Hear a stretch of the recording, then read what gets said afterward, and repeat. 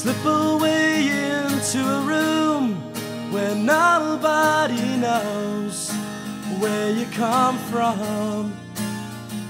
Hi, I'm Peter with 13th Street Winery, Director of Sales and Marketing and one of our certified sommeliers on staff.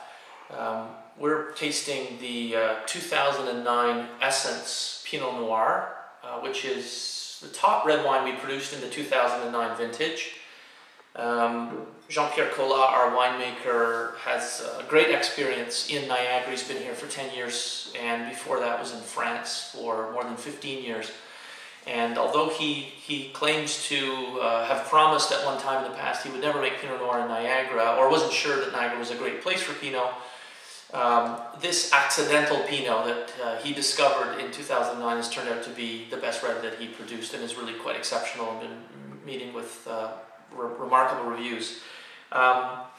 The Pinot Noir comes from a vineyard in the Niagara-on-the-Lake sub-appellation of Niagara, and although the specifics of the vineyard are sort of a proprietary secret, what happened was Jean-Pierre was visiting growers that he had worked with in the past and came across a Pinot Noir vineyard that was still hanging very late in October. He spoke to the proprietor about it and asked why the Pinot was still there, because he was quite intrigued by the fruit quality. And the proprietor said he hadn't sold it and it was still available. So Jean-Pierre went out, tasted the fruit again, did a thorough study of the fruit, decided that there was something really potentially exciting there, purchased the fruit, and a couple of weeks later we were harvesting. So it's one of the latest harvested Pinots probably on record in the region. Normally this is an early variety and would come in early October.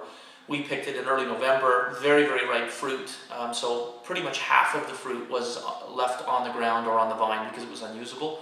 But the remaining 50% after manual sorting ended up being really something special. So as you can see, it's got the classic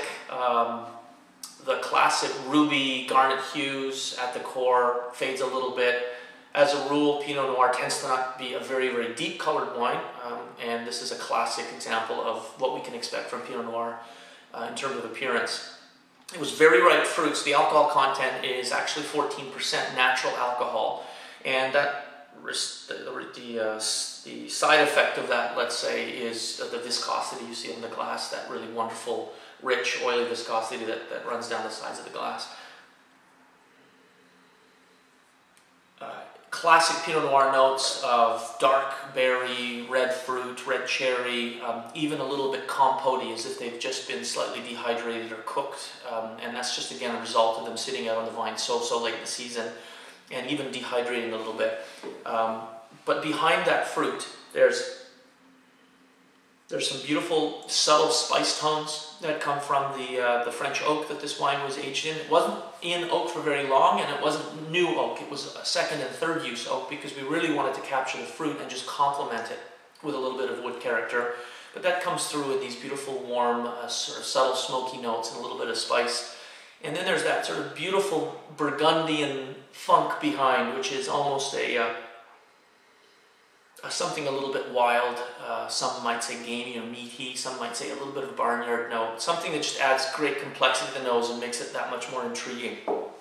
On the palate,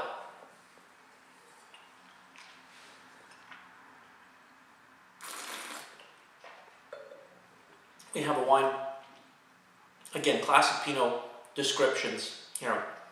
Beautiful balanced acidity, fine tannins, but layered fruit tannins, so that really gives the wine great structure and great mouthfeel. Loads of the berry fruit flavors coming through again, and some earthy notes as well, and a little bit of woody, smoky note. The alcohol is beautifully balanced with this wine, and the finish lingers for more than a minute. It's really quite an exceptional bottle. In terms of service, I would suggest it's drinking beautifully now and would hold well in your cellar for 18 to 24 months. And I would encourage you to serve it lightly chilled. A nice big burgundy glass like this is all you need, no reason to decant it in advance.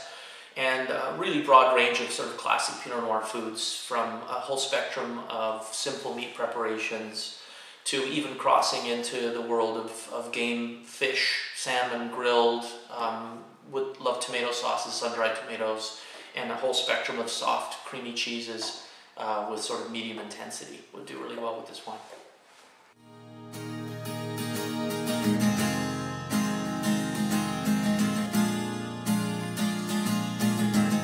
Slip away into a room where nobody knows where you come from.